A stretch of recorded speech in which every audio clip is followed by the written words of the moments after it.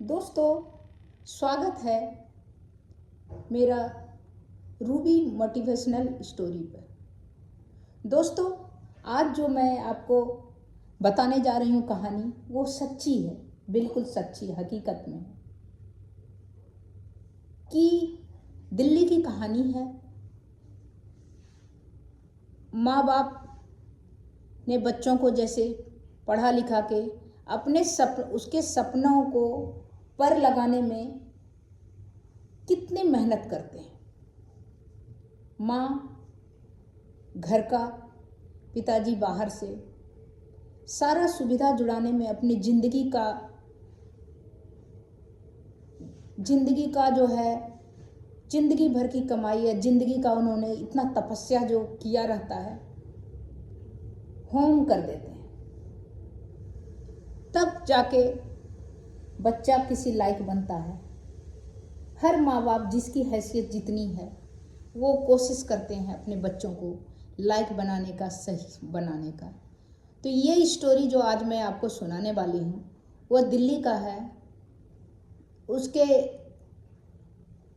एक आदमी पाकिस्तान में 1947 से विभाजन के समय वो दिल्ली आते हैं। उनको दिल्ली में रहने का जगह मिलता है, वहीं पर वो रहते हैं और उनके बच्चे भी वहीं पर रह रहे हैं। बच्चे जो हैं वहीं पर साधारण नौकरी कर रहे हैं, क्लरिकल टाइप का जॉब कर रहे हैं। उनके 2 बच्चे हैं। अब जो विभाजन के समय में आए थे, उनके दादाजी, वो तो गुजर गए।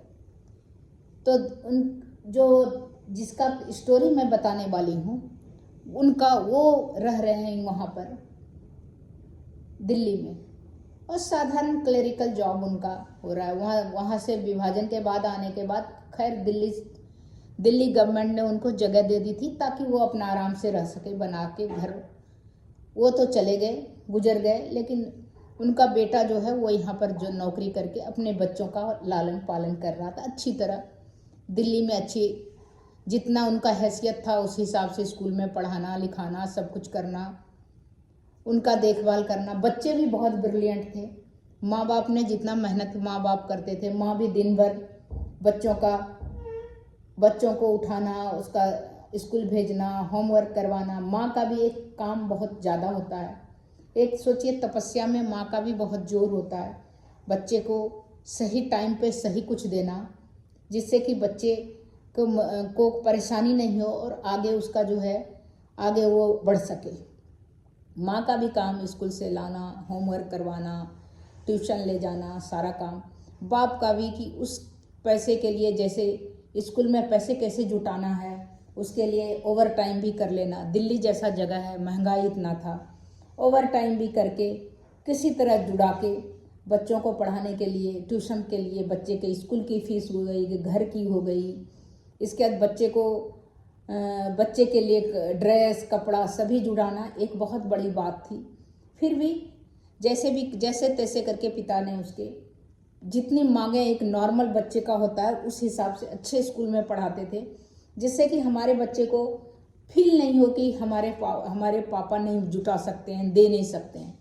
वो भी भरपूर मेहनत उसके पिताजी भी करते थे और बच्चों को आगे अच्छे स्कूल में पढ़ाए। बच्चे भी इंटेलिजेंट थे, पढ़ते गए, आगे बढ़े। आगे पढ़ते हुए IIT में गए। और भी बहन भी है ना, बहन भी अच्छे कॉलेजों में गई, दिल्ली यूनिवर्सिटी में गई। दोनों ने अच्छा एजुकेशन लिया। अब इन लोगों को ध्यान था कि इंडिया में क्या है, बाहर रखा जाए।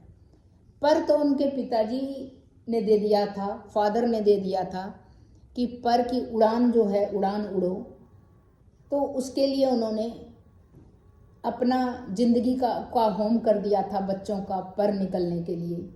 तो पर निकला। अब उन लोग को होगा कि बाहर जाके हम लोग करें तो ज़्यादा अच्छा है, डॉलरों में कमाएं तो ज़्यादा अच्छा है। तो इसलिए बेटा तो चला गया अमेरिका, बेटी चली गई कनाडा। दोनों ने अच्छा कम, वहाँ पर इंटेलिजेंट थे ही, बेसिकली एजुकेशन उनकी अच्छी थी, और लालन पालन, देखभाल, पढ़ाना लिखाना भी माँ बाप ने कुछ कसर नहीं छोड़ा था। तो वो लोग दोनों चले गए। वहाँ जाके उन्होंने अच्छी कमाई की, अच्छी कमाई की, अच्छे जगह नौकरी करे। उन लोगों की अपने पसंद से माँ बाप ने शादी करा दिया, उन लोग ने अपने पसंद किया, माँ बाप ने उनकी मर्जी के हिसाब से उनकी शादी करा दिया। वो लोग माँ बाप को भी ये मौका नहीं दिया कि लड़का लड़की मेरे लिए ढूंढा जाए, खुद पसंद किए। माँ बाप का एक स्टैम्प जरूरी था, तो माँ बाप ने सोचा बच्चे की खुशी के लिए जो आज तक मैं करते आया हूँ ये भी चलो कर देते हैं। माँ बाप ने भी अपने खुशी का, अपना जो उनका था कि अपने बेटा बहू ढूंढें, दामाद ढूंढें, वो भी उनको मुक्त कर दिया, अपने से ढूंढ के लाया। माँ बाप ने अपना सहमति का मोहर लगा दिया उस पर। दोनों की शादी हो गई, दोनों खुश थे। बेटी कनाडा में, बेटा अमेरिका में। माँ बाप यहाँ पर चल रहा था माँ बाप की ज़िंदगी जैसे था। अब तो जिम्मेवारी कम था, लेकिन उसके बाप रिटायर कर गया था और उनको जितना भी पैसा था, जितना भी था, उसी में उन्होंने ज़िंदगी के में बहुत संघर्ष किया रहता है। तो कम ज़्यादा में भी पुराना उनके लिए आसान होता है। बच्चों की कष्ट नहीं देख सकता है। माँ की ममता और बाप के अपेक्षा जो है उसका अंत नहीं होता है। तो बाप का जो है मेहनत जो है वो तो बच्चों ने इतना किया तो रंग लाई उनकी मेहनत। और बच्चे अच्छे हो गए तो माँ बाप के लिए इससे खुशी की, दिल से वो दोनों खुश थे कि हमारे बच्चे, हमने जो सपना देखा था बच्चों के लिए कि हम कष्ट कर रहे हैं, बच्चा हमारा किसी इस लायक बने कि अपने पैर पे इस तरह खड़े हो कि वो कभी दुख पीछे मुड़ के नहीं देखे। जब दादाजी के तरह कष्ट, हमारे तरह कष्ट नहीं देखे। उन्होंने ज़िंदगी में हमेशा खुशी ही खुशी रहे। वो सपना माँ बाप का उन लोग ने पूरा किया और शादी के लिए भी अपना जीवन साथी चुना, तो शादी भी इन लोग ने कर दी। अब तो यहाँ तक के हो गया। अब माँ बाप निश्चिंत होके अपने रहने लगे दिल्ली में। अपना जैसा था इनका घर, उन्होंने कुछ ऊपर आगे पीछे 2 मंजिला 1 मंजिला नहीं बनाया था। जैसे दादाजी उसके बना आए थे विभाजन के टाइम, जितना बनाए थे 1 मंजिल, उसी तरह में गुजारा करके, थोड़ा रिपेयर करके उसी में गुजारा करते थे। सारा इनका पैसा जितना कमाई का था सब बच्चों को पढ़ाई में चला जाता था। इसलिए उनके पास इतना एडिशनल पैसा नहीं था कि जो उन लोग ने अपना घर को ऊपर बना सके, ताकि रेंट आएगा तो अपना अच्छा चलेगा ज़िंदगी। अपने लिए उन्होंने सोचा नहीं, सिर्फ बच्चों के लिए सोचा। और वो जो सोचना है वो जो आपकी उन्होंने मेहनत किया वो रंग लाई। बच्चे अच्छे हो गए, दोनों बहुत खुश थे कि हमारे बच्चे बहुत अच्छे हो गए। अब उन लोग ने अपनी ज़िंदगी दिल्ली के उस घर में गुजारने लगे। घर में भी कुछ रिपेयर मांगता था तो उन लोग का अपना चलाना मुश्किल था, बहुत कम पेंशन में दोनों का गुजारा किसी तरह चलता था।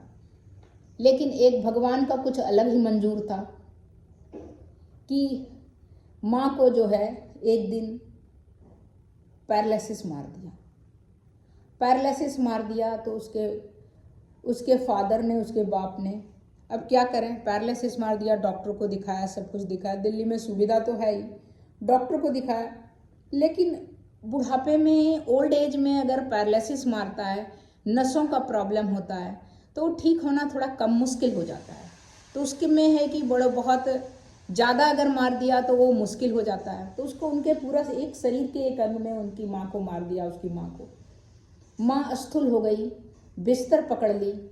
उसके फादर ने उसका खाना पीना, उसके फादर के पास इतना पैसा नहीं था और नहीं बच्चे ने, दोनों ने किसी तरह माँ बाप को मदद किया कि हमारे लिए आपने इतना त्याग किया, इतना तपस्या किया, जिंदगी की जो इतनी पूंजी है, गाढ़ी कमाई, जो खून पसीना के, उसको आपने हमारे ऊपर लगाया, तो मेरा भी कुछ फर्ज बनता है कि आपको बुढ़ापे में सुख दूं। वो बच्चों ने नहीं सोचा। अब बाप के पास जितना सुविधा था उसके अनुकूल वो कोई नर्स नहीं रख सकते थे, कोई मेड नहीं रख सकते थे। खुद वो अपनी पत्नी का सेवा करने लगे। बिस्तर पर वो यूरिन, बिस्तर पर वो पॉटी करते थे, सब उठाना, देखना, करना सब बाप का काम था।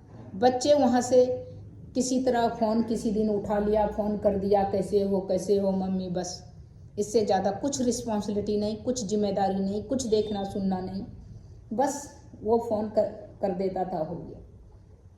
बाप माँ का सेवा करने लगा, लैट्रिन और यूरिन से लेके A to Z, खिलाना, खाना बनाना, खिलाना, देखभाल करना, बिस्तर सही करना, कपड़ा पहनाना, जितना उस ओल्ड एज में एक 60 ईयर्स अगर रिटायर होने के बाद उनका एज कितना होता है कि वो कोई भी अगर बीमार है तो उसका बॉडी को उठाना उनके बस की बात नहीं थी। लेकिन मजबूरी में आदमी क्या नहीं करे, तो सब करते थे। सब करके ऐसे तैसे जिंदगी दोनों की कट रही थी। बच्चे कोई ख्याल नहीं करते थे वहाँ से, बस फ़ोन कर दिए, बस उसी में माँ बाप भी खुश होता था। माँ बाप का दिल बहुत बड़ा होता है। बच्चे खाली हेलो कर दे तो माँ बाप का दिल जो है ना आसमान में चला जाता है। लेकिन सबसे बड़ी बात है कि सबसे बड़ा जो है धन दौलत होता है माँ बाप। सबसे बड़ा छत होता है आसमान बाप। उसका उन लोगों को परवाह नहीं था। जो बाप अपने पाई जो अपने लिए नहीं करके पैदल चल के आना, अपने लिए कपड़ा नहीं खरीदना, बच्चे के लिए अलग सा ड्रेस खरीदना, अपने लिए खाना जो है घर में ही सूखी रूखी खाना, बच्चे का बर्थडे मनाना, बच्चे की खुशी के लिए अच्छे स्कूल में तालीम देना, उसकी परवाह नहीं, उसकी चिंता नहीं। उन लोग ने देखना बंद कर दिया। बाप भी जैसे तैसे देख रहे थे, बच्चा भी फ़ोन करता था, दोनों खुश था कि जैसे भी ज़िंदगी चल रहा है, कट रहा है, काट रहे थे। लेकिन क्या हुआ, एक दिन वो उसका बाप माँ को खिला पिला के शाम को दवाई दे के फिर बैठे थे। कुछ बात वो तो कर नहीं पाती थी माँ, देख रहे थे माँ को। देखते देखते उनको हार्ट अटैक हो गया और उसके पिता वहीं बैठे बैठे चल बसे।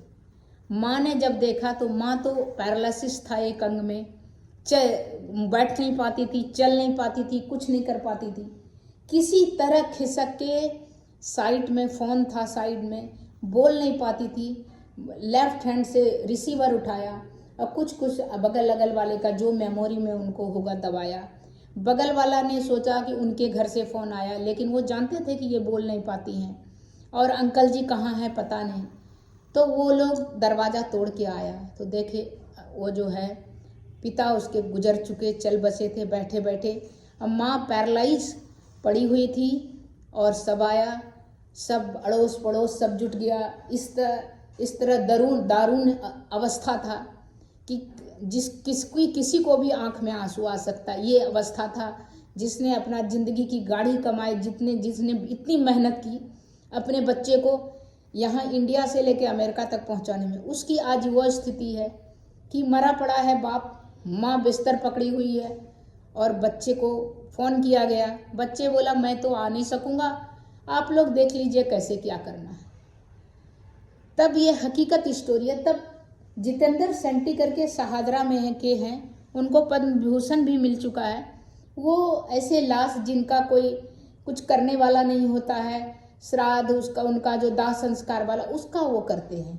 उनको कांटेक्ट किया गया, उन्होंने मदद करके उनके बाप का, उनके फादर का, उसके फादर का दाह संस्कार किया। अब मदर का क्या किया उतना मेरे को उतना पता नहीं है, लेकिन आप सोचिए ये कहानी कहने का मतलब कि कितना खून सफ़ेद हो गया है बच्चों का। जो माँ बाप का बच्चा नहीं होगा दुनिया में किसी का नहीं होगा। इसीलिए हर बच्चे को चाहिए कि उसका माँ बाप के लिए उसका जो प्यार हो, जैसे माँ बाप जब तुम बेसहारा थे तो माँ बाप उंगली पकड़ के चलाता था, जब तुम कैरियर में जब थे तो माँ बाप ने अपना गाढ़ी कमाई खून पसीने की तुम्हारे ऊपर खर्चा किया। सेम स्थिति माँ बाप का होता है। जब बूढ़े हो जाते हैं उसको भी सहारे का ज़रूरत होता है, जैसे तुम 3 साल के 2 साल के थे उस समय, उस तरह। तो सभी बच्चों से मेरा रिक्वेस्ट है कि अपने माँ बाप का इज्जत करें,